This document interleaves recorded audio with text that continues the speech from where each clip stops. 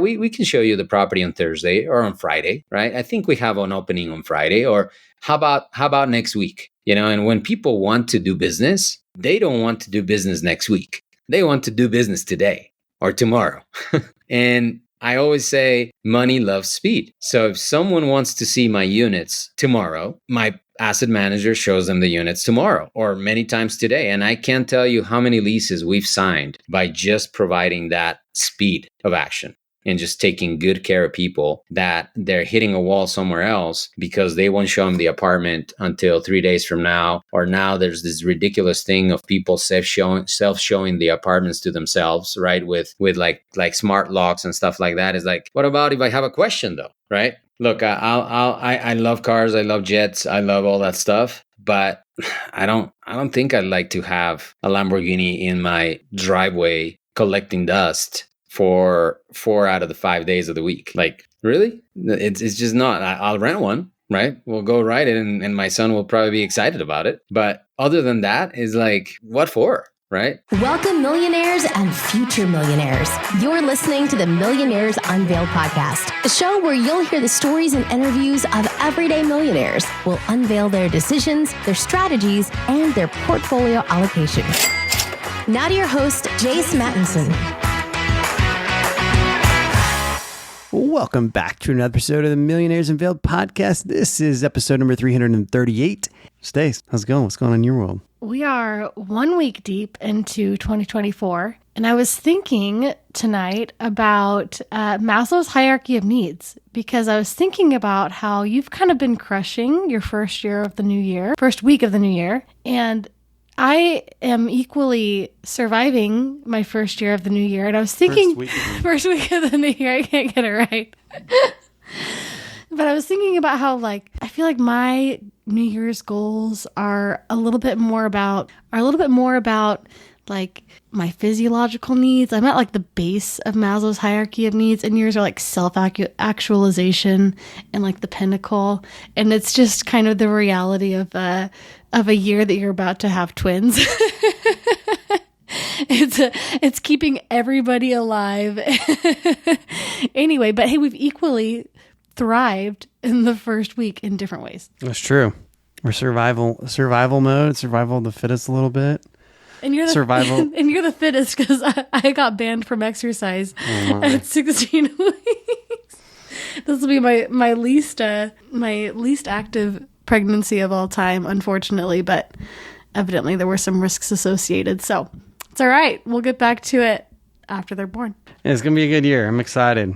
And in fact, I'm super pumped about today's guest. It's probably one of the most exciting listens we've had in quite some time, I feel like. I mean, all of our guests are amazing, but this is a very unique story. He's an immigrant from Ecuador. And got a crazy story. Started with essentially a magazine business in Ecuador, mountain biking of all things, which is one of my passions on the side. And came to the States and, worked in corporate for a little bit, did a few things, on the e-commerce front, sold a few businesses, and then got heavily invested in real estate. And his net worth today is now $51 million. So going to be a great episode with him. I'm super pumped. In fact, we've also got a sequel to today's episode just because, things were rocking and rolling. So be on the lookout for that coming later. I was just thinking about this. We don't have I think it's Around the Horn. They've got and PTI too, the premier sports talk shows have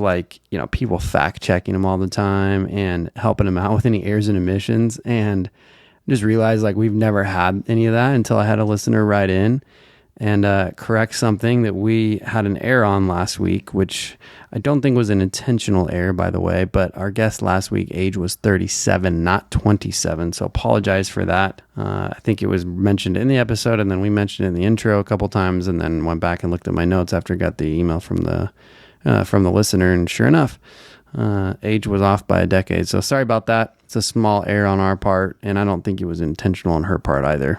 But yeah. So quick correction on that. I mean, to be fair, I was off on my age for a whole year. The year that I turned 34, I thought I was turning 33. And so when Jace told me I was turning 34, I was like, well, how was the last year? how was 33 for me?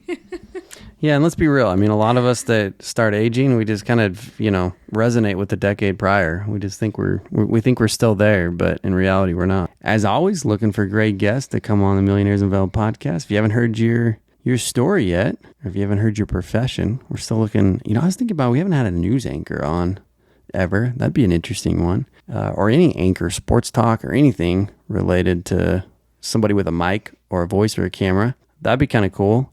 YouTuber. I know there's lots of professional YouTubers out there now. Be kind of fun. There's a bunch of professions out there now that I was thinking about going through our list and seeing what else is out there. But anyway, love to have you on the show. Send us an email, millionairesunveiled@gmail.com. Also, looking for our first review of 2024. So if you haven't put it on iTunes yet or haven't given us a review, we'd love to have you be the first one to do so. Helps us continue to grow the show and reach new millionaire interviewees. So without any further delay, let's get into the episode today with Carlos. Carlos, do you want to just give us a little about your background and what you're up to now? Hi, Jace. Thank you for having me. My name is Carlos Alguero. I'm originally from Quito, Ecuador, South America. For those of you that didn't show up to geography class, I came to the States at 17 years old. And, it was my parents' dream that we would actually come and maybe get a college degree here and then go back. But after being here and getting a couple degrees, I called my dad and he said, son, I think you should just stay and build your life over there. And I kind of felt a little bit sad. I was like, man, and my dad doesn't want me back. But you know what? It's probably one of the best things that ever happened to me. I went and got a job at Hewlett Packard for 5 years, worked there and did really well, but I was not built for the corporate life. So I started a business on the side selling stuff on eBay, and that business exploded. And over the years, I built e-commerce businesses, supplement companies, logistics companies, and now I'm focused in building a large multifamily commercial real estate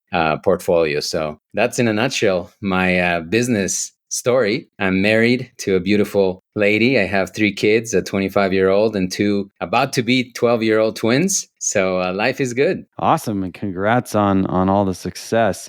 We're going to dive deep into some of this real quick. But before we do, what's your net worth today? I'm about $51 million right now. I was just talking to you before the show, and I'm about to sign a couple commercial leases that should push that up. And also I'm about to buy another property that we should close in 60 days. So, that's one of the things that I've discovered, and I wish I had learned it a lot sooner. Real estate is the way to grow your net worth very quickly. Yeah. So all of it in real estate, I presume? It started with business. So it started with my e-commerce business. I grew that to, I still own an e-commerce company that brings in about mid seven figures every year. That evolved into a logistics company that I still own today. We provide 3PL fulfillment services to Shopify sellers and e-commerce sellers online. That's another high 7-figure company. And then I built a supplement company in 2018, and we took it to 8 figures in about 18 months. So when I sold that business, I used that capital to start investing in large commercial real estate. So, it started in business, and I've probably doubled, if not tripled, my net worth in the last few years by investing in real estate. I built my supplement company from 2018, sold it in 2020. And, it was an 8-figure sale. So when that happened, I was like looking for a place where I could put my money to work. And that's when I looked back, and I had bought a large industrial building 12 years ago. And I had bought, single family homes, duplexes, triplexes, and other small real estate investments for the last 15 years. And I was like, real estate has never been a bad investment for me. I've always made money. It's always grown without even me doing much other than taking care of tenants and maintaining the property. So, that was kind of a good, safe way for me to put the money to work. And then I fell in love with the commercial real estate. And now I'm obsessed about it. So you started with business and you still own 2 of the 3 companies that you started? I still actually own, I still own the e-commerce business, the logistics business. I have a printing company, and I have a real estate education company. So still own those 4 plus our real estate education business. And you've only sold one along the way? I've only sold the supplement company along the way, yes. Okay. And are those other businesses, do you have any day-to-day involvement, or do you just kind of oversee them at kind of a board level at this point? Very little. The the logistics company, I have an amazing team that runs everything for me. I maybe spend, I would say 20, 30 minutes in that business every week. So very, very hands off. And my printing company, I do zero in, same hands off. And the real estate education business I do, and it's complementary to my real estate acquisition business. So, that's basically the business that I'm in 100% of the time in right now. So I mean, safe to say you're really truly a serial entrepreneur, even though you've got quite the real estate portfolio at this point too. You've got a massive business portfolio as well. Yeah, but I always tell people I never did more than one thing at one single time. Like it was always, I started my business, I dedicated 100% to that one business. Once I had the business stabilized, delegated to managers, delegated to people, that's when I started the next one and did the same thing and the same thing. And, then is when I sold that supplement company, is when I realized, that's what I want to do. And then when I found real estate, I just realized that all the skills that I had built building businesses apply directly to commercial real estate. But the return on my time invested is so much greater in real estate than in business.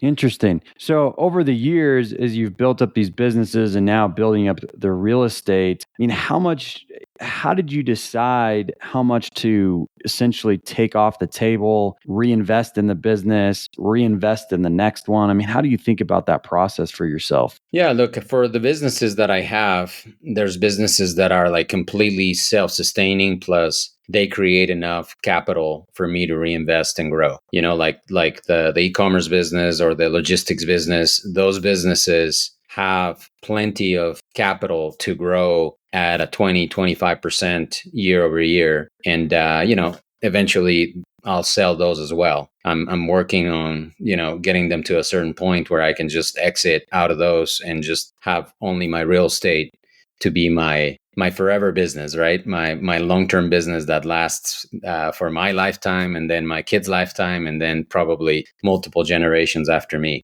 So that's kind of my criteria, right? I want to do something that is not only short-term, but that I don't have to worry about it growing or maintaining. And I think the real estate for me has been that solution. And how much do you estimate that you have in real estate equity versus kind of your business equity or business portfolio of your net worth? It's about 2/3 of my equity is real estate at this point. Oh, wow. So you've got quite a bit in real estate. And how many doors total is that now? 1,200 Wow. And you've built that up how quickly? in about a year and a half. Holy cow. And you're still doing this in this interest rate environment, correct? Yeah. And I'll tell you kind of what the secret is. Really, the interest rates are irrelevant if the price of the asset still makes sense and it cash flows. Because I'll tell you right now, I'm acquiring a property that originally I saw for $15 million 12 months ago. And it didn't make sense at the time. It was too expensive, but we've kind of stayed around the rim. They didn't sell it. And over time, they've come back to us and said, hey, you still want to put an offer? And I put a very offensive offer, a $10 million offer. And they're like, you're too low, but they didn't cuss me out. They didn't feel completely offended. So I'm like, this is interesting. I thought they were going to just tell me to go pound sand, but they didn't. So I was like, am I close? And they're like, well, maybe. So I, kept working on it, and took me about 90 days. But right now I have that property under contract for 10.7 from an original 15. Really valuable insight. Thanks for sharing your thoughts. I know that interest have a lot of people nervous and making those purchases, but that's helpful wisdom. So I'd like to back up a little bit. You call your dad, you think you're going back to Ecuador. He's like, you stay there. At that point, what was your original goal? Was it, and maybe at what point did finance really get on the radar of building a net worth? Was that the plan all along, or did you just kind of realize, I think I want to make more money than this? I thought the original plan was me coming and getting a couple degrees and going back and helping my dad build up his small business. Like, he had a small printing business in Ecuador, and I thought I was going to be his successor. Like, my older brothers, never were interested. So I thought actually I was going to be the guy that I would take that from him and grow it. And when he said, "No, son, I'm about to retire. I'm going to sell my machines and just keep the real estate," because he built a real estate industrial complex in Ecuador. I was bummed out. I was like, man, my dad doesn't want me back to run the business. But I think he was wise enough to realize that I would have a much greater opportunity here because, here in the US, the opportunities are infinite compared to in Ecuador, South America, right? So that was kind of the disappointment, was like, he doesn't want me back, but I'm like, you know what? Let me try this, right? What do I lose? I was still in my early 20s. So I went to the Silicon Valley, San Jose, California, and I applied to a handful of tech companies. And I really wanted to work for Hewlett Packard for some reason. I think it was because it was a printing company and my dad had a printing company. So I was like, I want to work here. And they were not hiring engineers without experience. And I was fresh out of college, no experience. And I'm like, hey, what about you guys hire me and don't pay me? I was like, only interns do that. And I'm like, well, I'll be an intern. And I'm like, you're overqualified. I was like, I don't care. I just want to work. And it was my foot in the door to learn and to be there. So they accepted. And, I was the first one in the office, last one out for 6 months. And after that, I think they just felt sorry that they were not paying me. So, they offered me a junior engineering job. Yeah. But you know what? I think that's something I learned from my dad too, because I worked for him since I was 10, and we went to the office every night. We were working there till like 7, 8 o'clock at night, and he would just put us to do whatever he needed, right? Graphic design, cutting paper, cleaning the floors, taking the trash out, whatever. And we never had a discussion about money. Like, it was never, oh, Dad, I've done this, pay me this. Never. It was part of the family. It was part of us contributing. I didn't even know that people got paid by the hour back then, right? So it never bothered me one bit. So when I got here and I had to do that, it was not this big burden of like, shoot, they're not paying me, they're abusing me. I was delighted to be in a multi-billion-dollar business, learning from all these engineers that had been working there for years and years, right? If anything, I would have paid them for that education, because you don't learn that in college, right? You learn that in the job. How did you afford that? So I was moonlighting.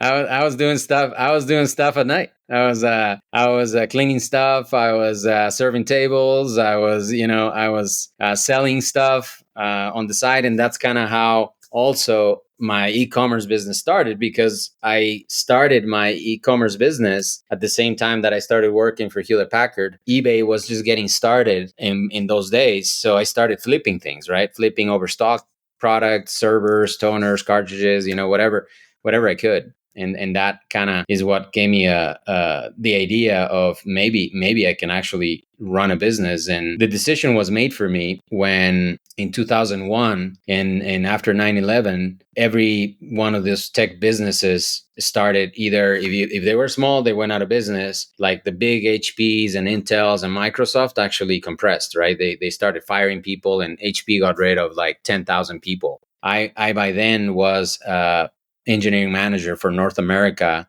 and I had 100 engineers in my group, and I had to fire 50 engineers in my group, and that was awful. Like I hated it. I felt terrible, because a lot of these guys were not in their 20s like me. They were, people that had been working 10, 15, 20 years at HP with families, mortgages, bills, and I was a kid on the other side of the table telling them, hey, you don't have a job on Monday. So after I fired them, guess who got fired, right? I did. And that's when I rolled into the full-time e-commerce business, because I didn't have a job. So that they made that decision for me. And what was tricky too is that my work visa to stay in the country was tied to HP. So when they fired me, I couldn't go and apply to any other company. I had to either work for HP or not work, right?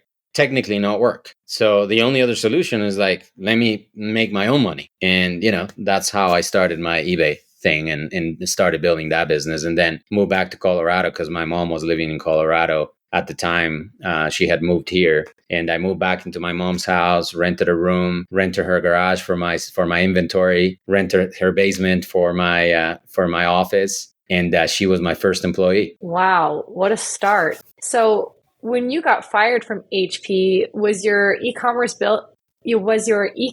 business generating as much as you were making from your day job, or was it still pretty side hustle at that? It was in sales, it was probably generating what my day job was generating, but it's different, right? Because you have to keep buying inventory to keep making the money. So I was not taking home 100% of the money that I was making. I was reinvesting every penny that I had back in the business, and when I was working for HP, I was in my 20s, early 20s, making six figures, like $180,000 a year. And I was rolling in it, right? I was like, man, I'm going to go buy a Beamer. I'm going to go rent this 3-bedroom apartment. And I did. I bought a BMW M3 and I rented a luxury apartment. And then as soon as I got fired, I'm like, shoot, man, you screwed up. So I scaled back my expenses like way down.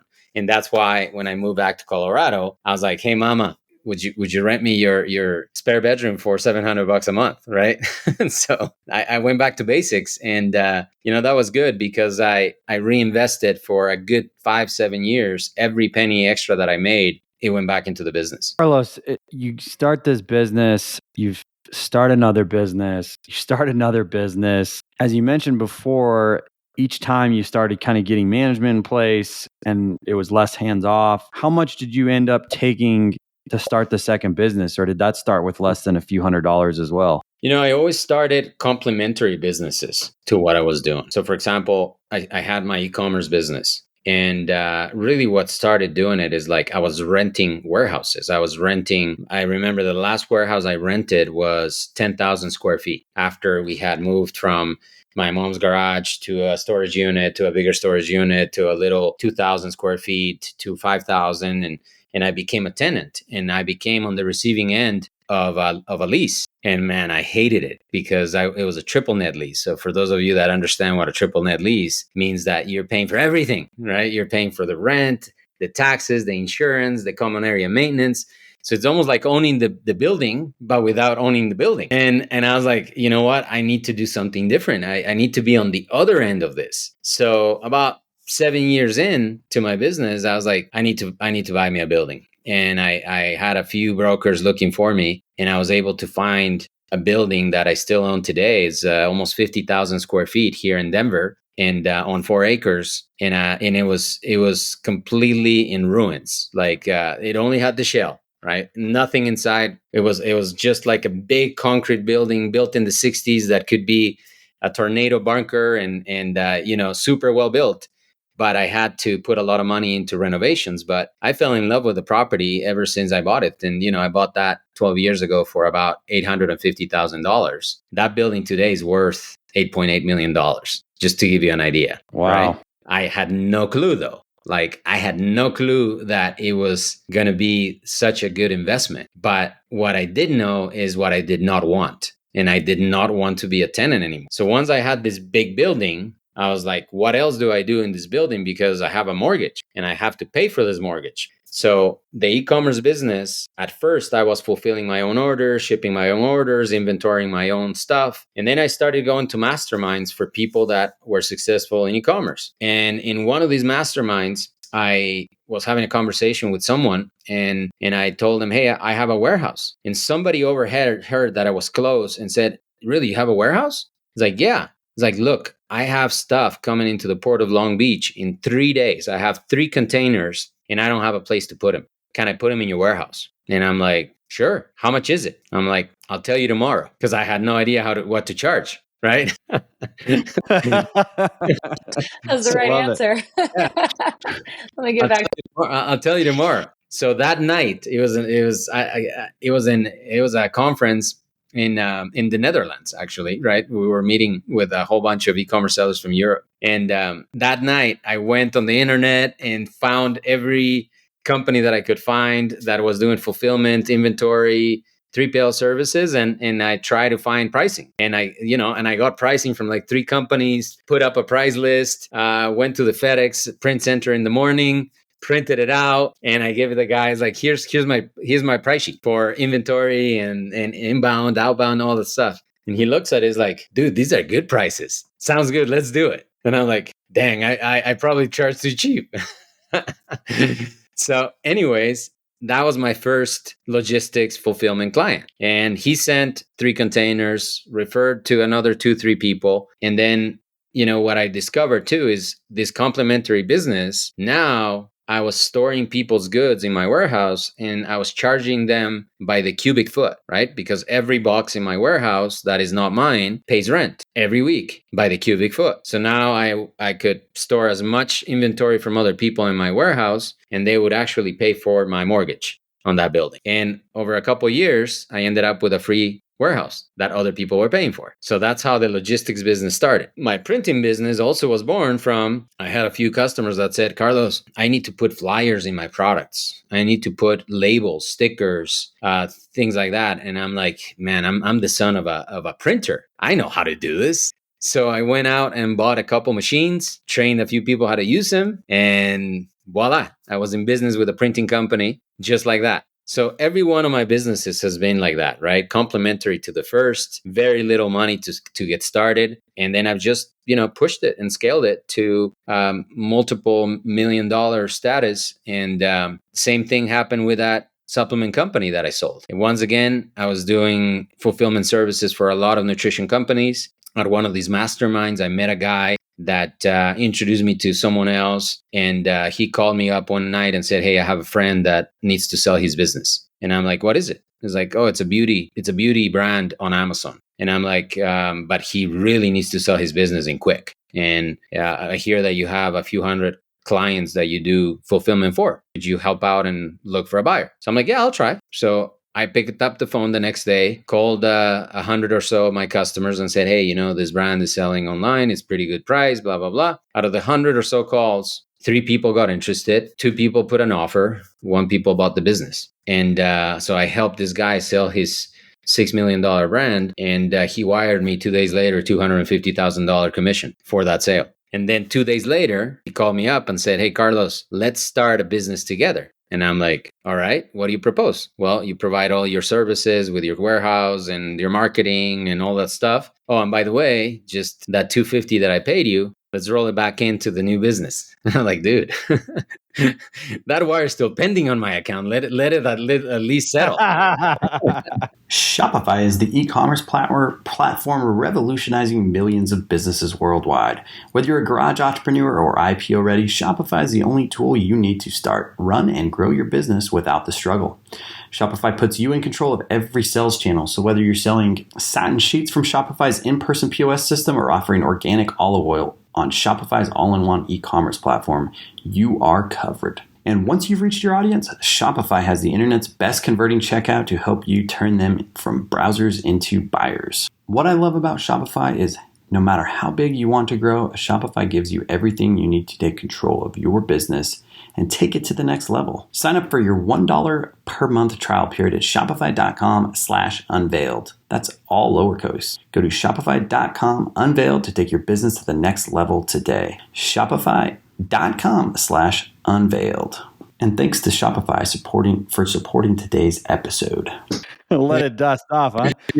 And I'm like, at that point, it was Sal's money, right? It's like, okay, let's roll. So I reinvested the $250 into the business. He put his $250, and I went out and found an influencer doctor that he looks like the most fit man in the world, but he's also a doctor. His name is Dr. Emil, and we launched a supplement company with 5 products, and 2 of them just took off like a rocket, like literally. Overnight, they just took off like a rocket with the stuff that we did on Amazon that we knew for many, many years. And during COVID, the thing just even more so took off like a rocket because everybody was buying supplements during COVID. And, in the middle of COVID, my friend just got nervous, and my partner said, hey, just sell because we're at the top of the market. And I'm like, I didn't want to sell, but I was like, okay, let's go, right? Let's cash out. And we did. And I'm kind of glad we did. The brand's doing really well. It was bought by a private equity group that put it in a bunch of retail stores and GNC and Walmart and Kroger and all these places. And it's still growing today.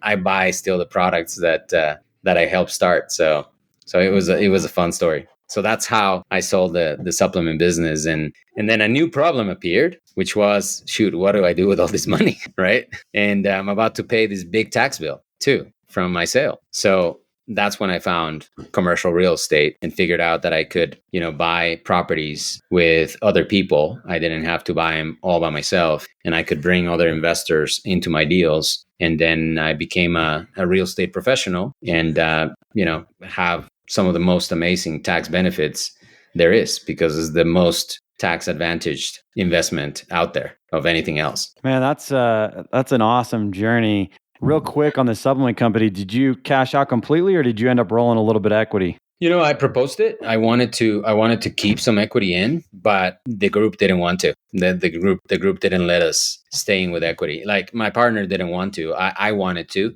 but they didn't let us. But what I did keep for a few years is all the fulfillment business for them. So for about 2 years after I sold, I was still fulfilling every box, every package, inventorying every product. So, it still had revenue from the sale after the sale. Gotcha. Good deal. You should have at least worked in that you got free supplements after. Right?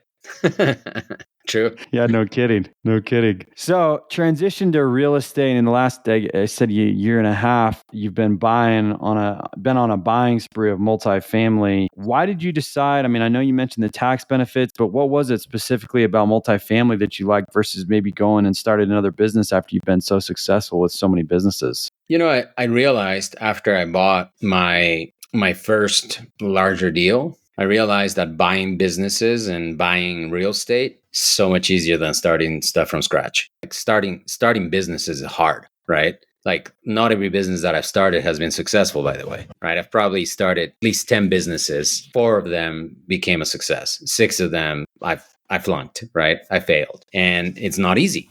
So that's really the hard part about building businesses is, for the first 3 to 5 years, you could very well fail. But when I started buying properties that were already almost stabilized, cash flowing, already had everything in place, I realized, man, this is a much better thing. I can just roll in and buy cash flow, optimize the business, optimize the property, optimize the business plan, and then increase the value of the business so much faster in a very short period of time. Yeah, I hear you on that for sure.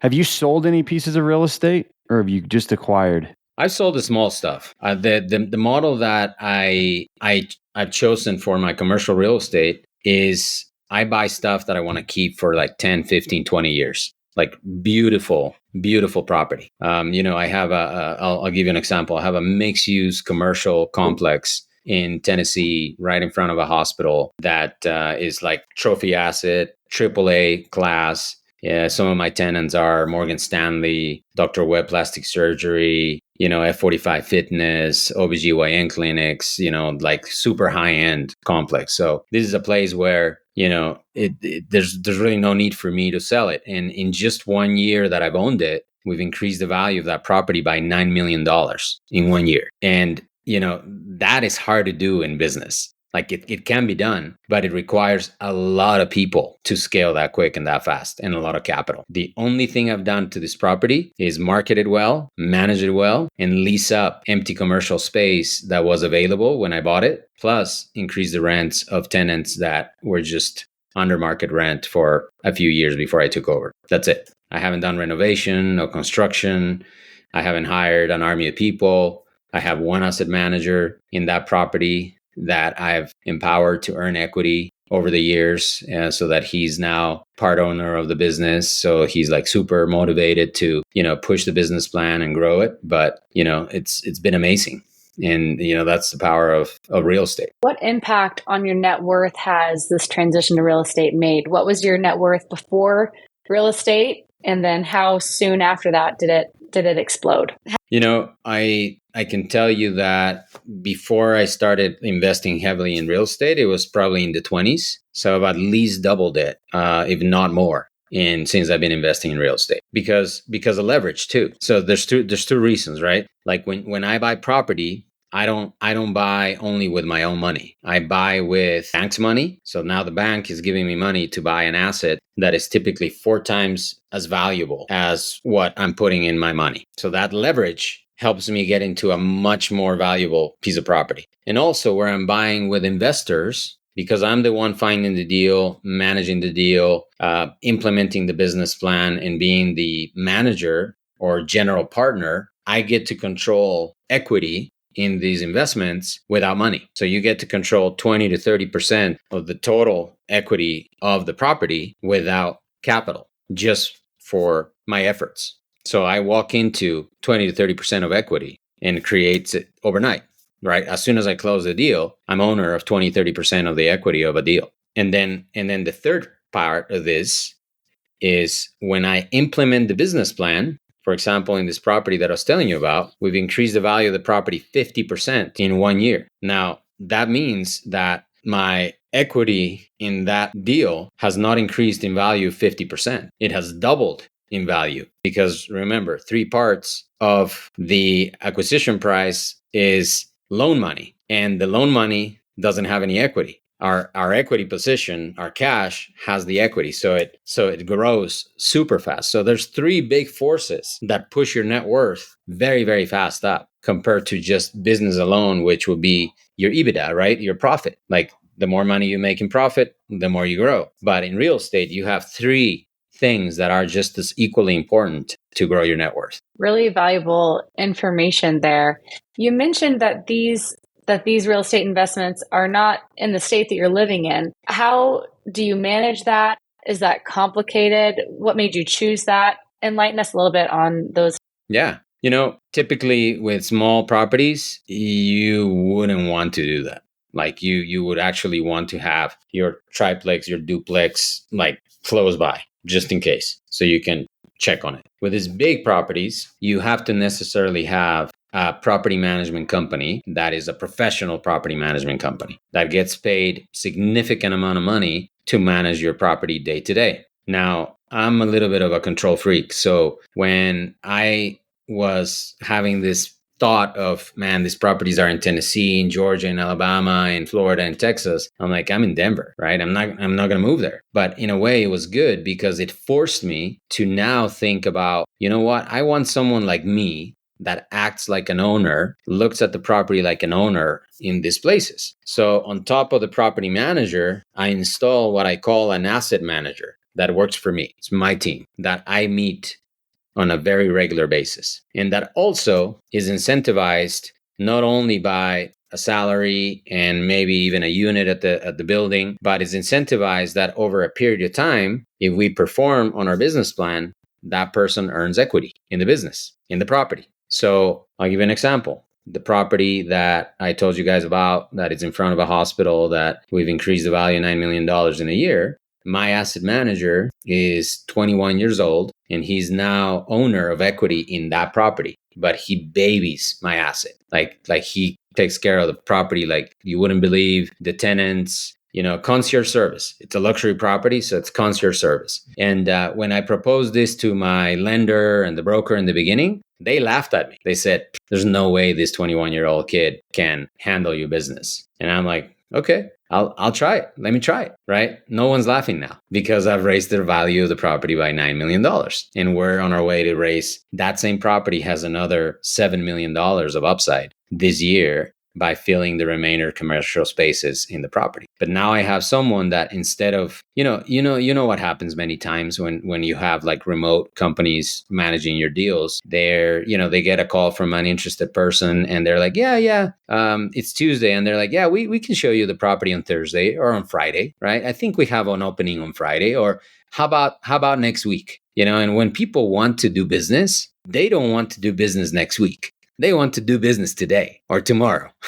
And I always say money loves speed. So if someone wants to see my units tomorrow, my asset manager shows them the units tomorrow or many times today. And I can't tell you how many leases we've signed by just providing that speed of action and just taking good care of people that they're hitting a wall somewhere else because they won't show them the apartment until 3 days from now.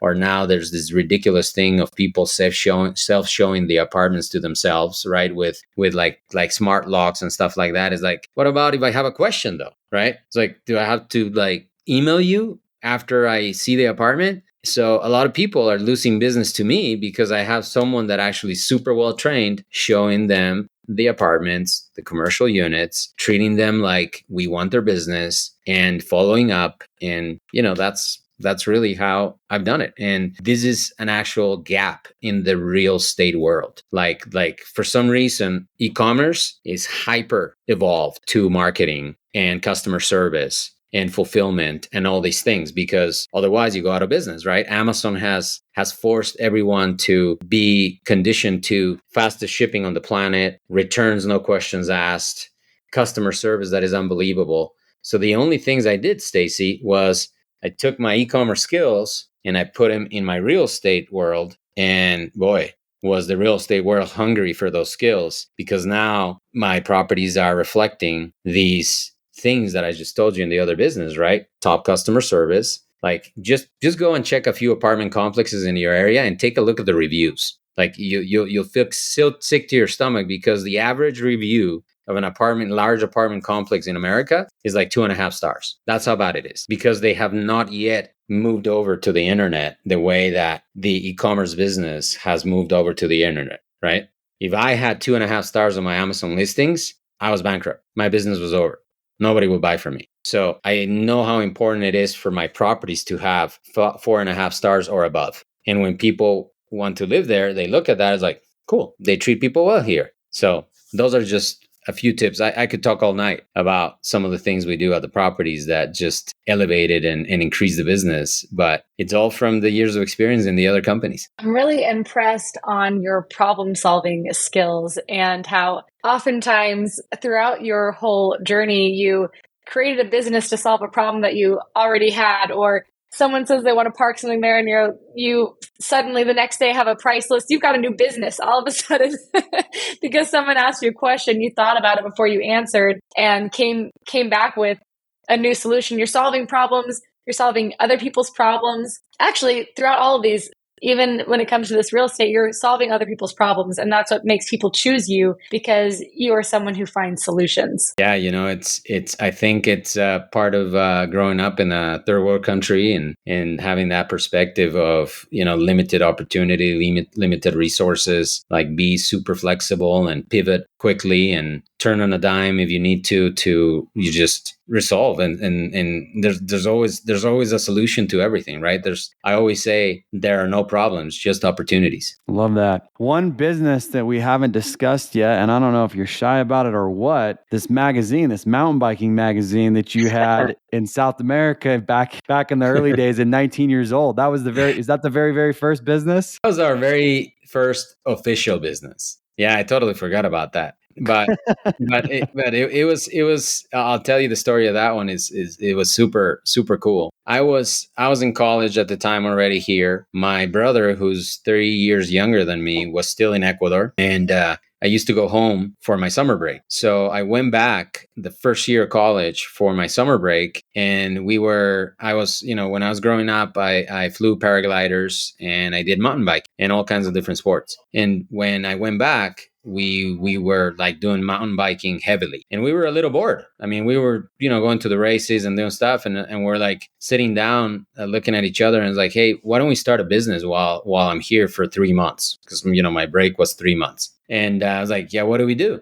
it's like, well, you know what? There's really no magazines for mountain biking in Ecuador. Like there was nothing. So we're like, we're the kids of a printer. We're going to ask my dad to let us use the machines. And of course, he charged us for the paper. He charged us for the ink. And we had to put the labor. But we created this 4-pager magazine that was, like literally like this, right? It was just like that, black and white. First edition was black and white. And we took the pictures ourselves. We wrote the articles ourselves.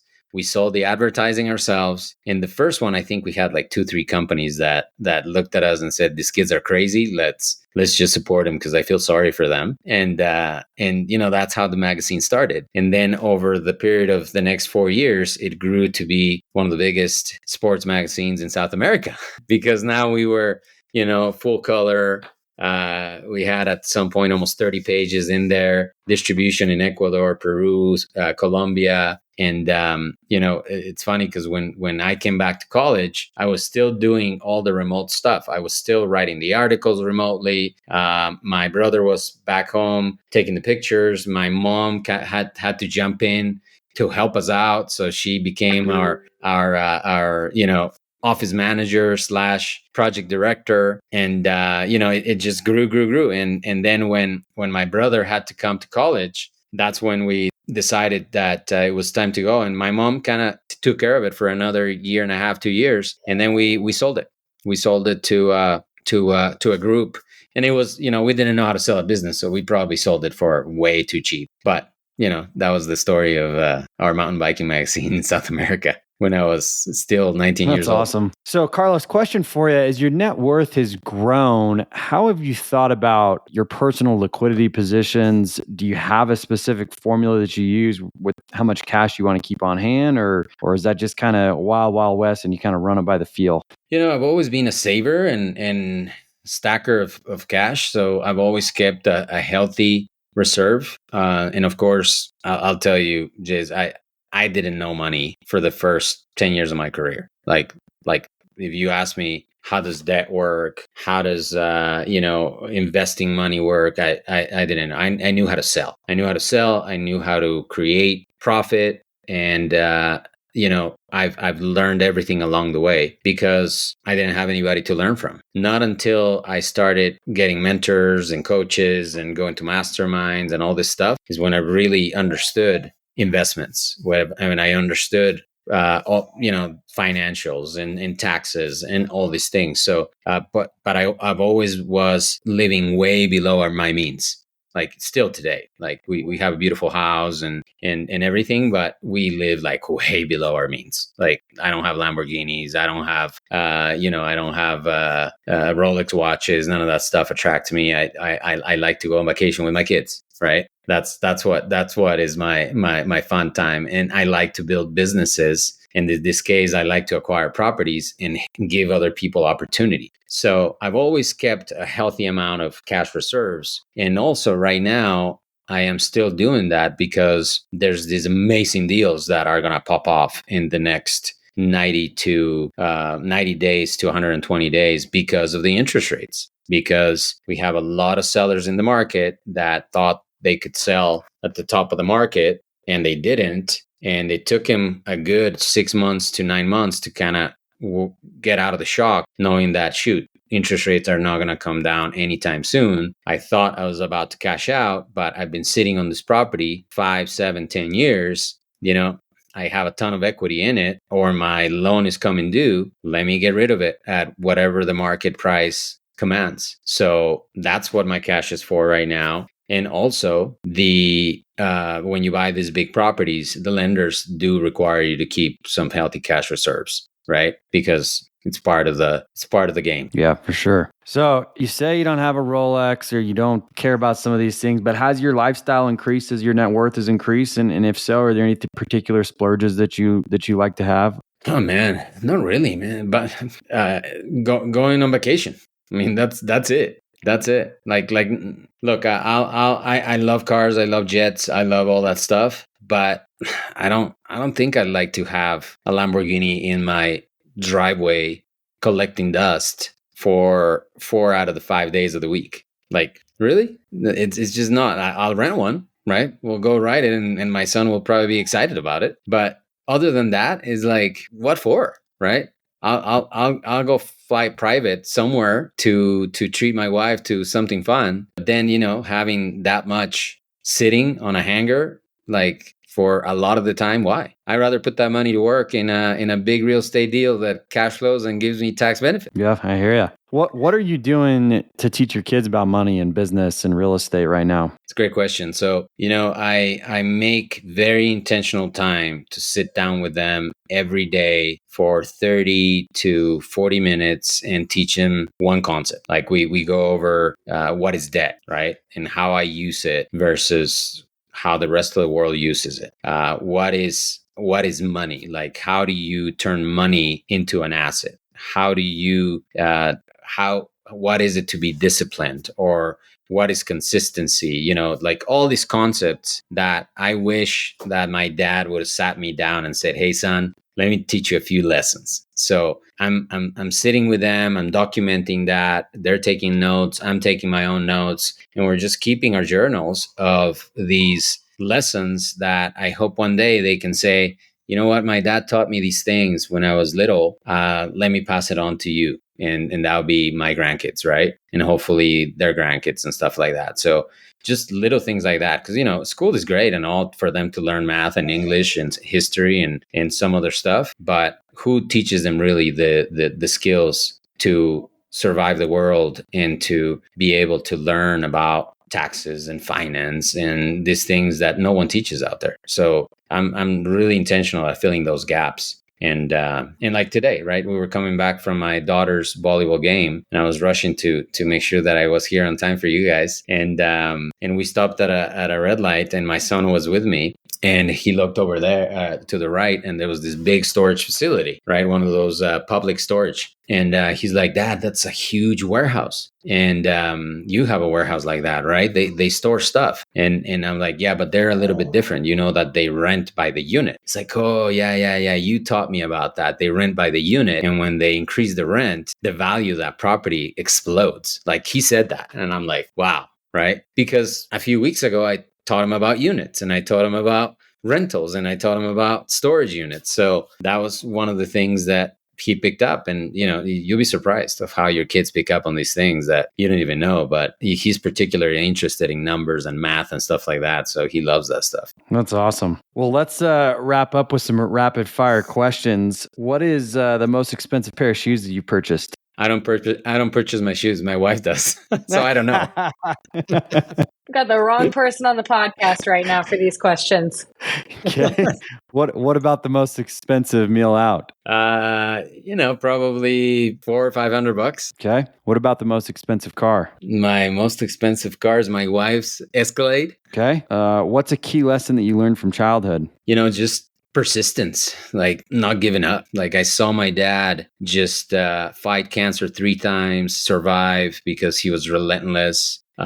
He never gave up. He was like dirt poor when he was a kid and growing up, and he moved himself up society from a little village in Ecuador with no more than a couple hundred people to moving himself to the capital, teaching himself English, starting a business at 40 years old, and buy a machine and then become an international machine dealer for printing machines. So that ascension, I always admire that. So I think that persistence, that relentlessness, I picked up from him. For sure. What is the most fun that you've had with money? I think the most fun that I've had with money is when I've given it away. Like literally when we've donated it to a good cause, like giving it to a family that needs it, or help build houses in third world countries, things like that. That's fun. Okay. What is the craziest thing that you've ever done to earn money, which we may have already heard, but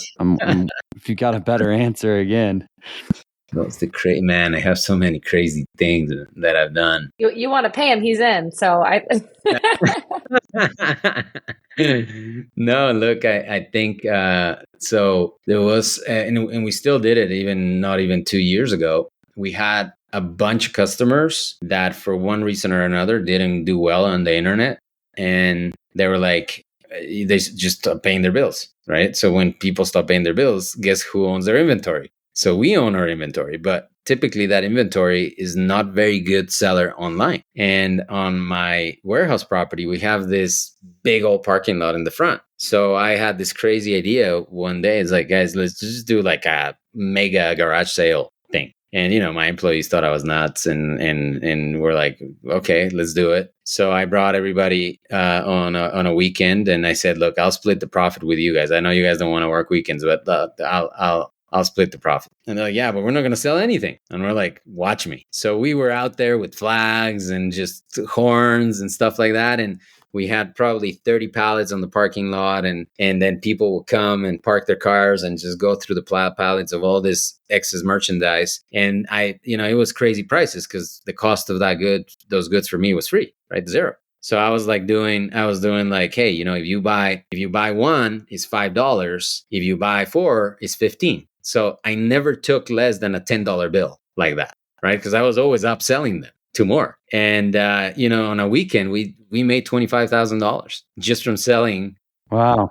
stuff on a parking lot that at some point we thought we were going to throw away in the trash. That's crazy. What has been the most fun bucket list or trip that you've taken, or most memorable one? We went to Italy and Spain with my wife and kids a year before COVID. And, my wife had never been to Portugal and Spain and Italy. So just seeing her and my kids enjoy that trip, that was awesome. What's still on the list that you're looking forward to? We still want to go to Greece. The kids want to go to Japan and China and Thailand. And now that we can travel again. So probably next year we'll go to Japan and take. I remember my dad took us on a Asia tour. And I still remember like it was yesterday, the Great Wall of China and all those things. So my kids want to go do that. And then my wife wants to go to Greece and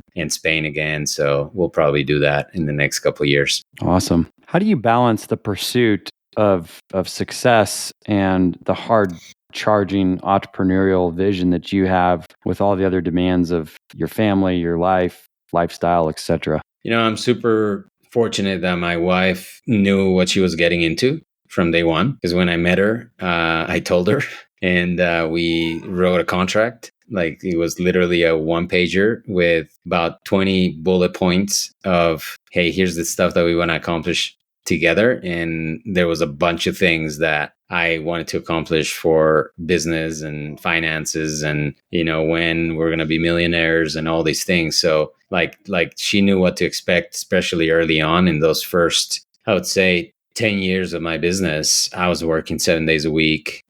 She was with me pretty much every day at the office. I remember our first Christmas that we had, our first Black Friday that we had any decent orders.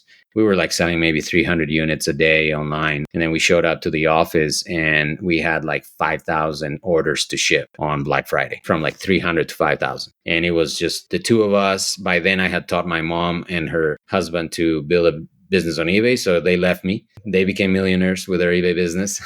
And then it was my wife, one employee, and me. And we're like, oh shoot, man, what do we do? We slept in the office 4 days, packing these orders and shipping them out.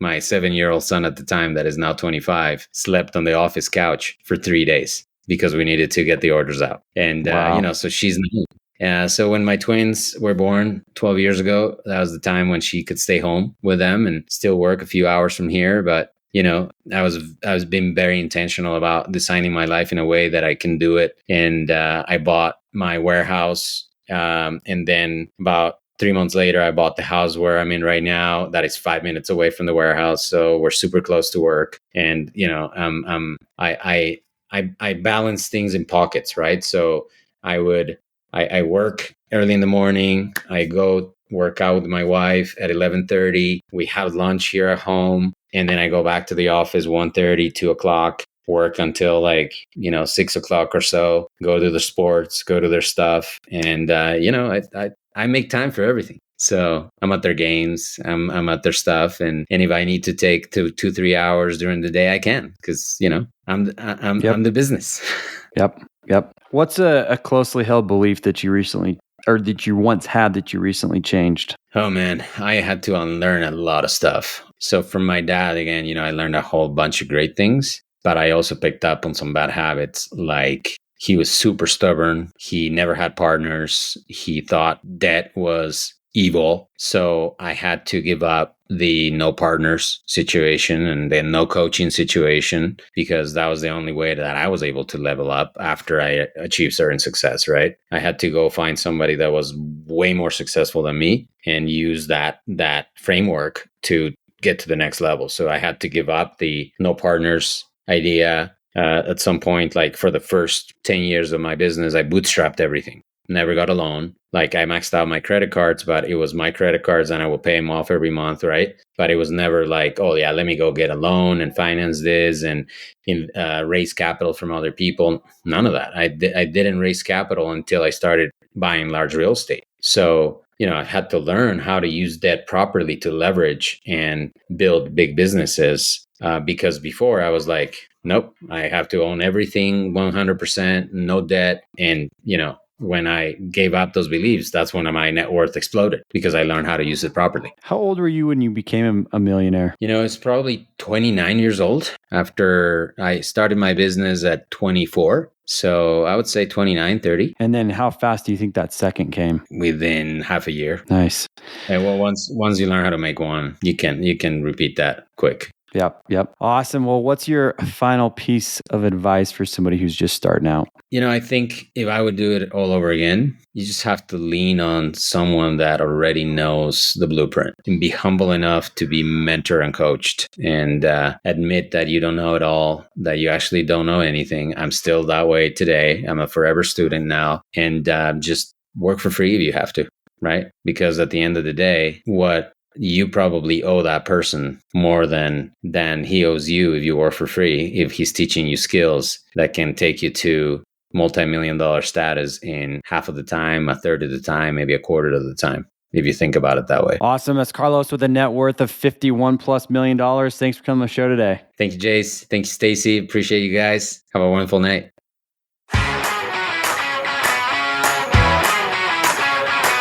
Thanks for listening to the Millionaires Unveiled podcast with Jace Mattinson. For more stories, investment opportunities, and information, check out our website, millionairesunveiled.com. See you next time when you'll hear from another everyday millionaire.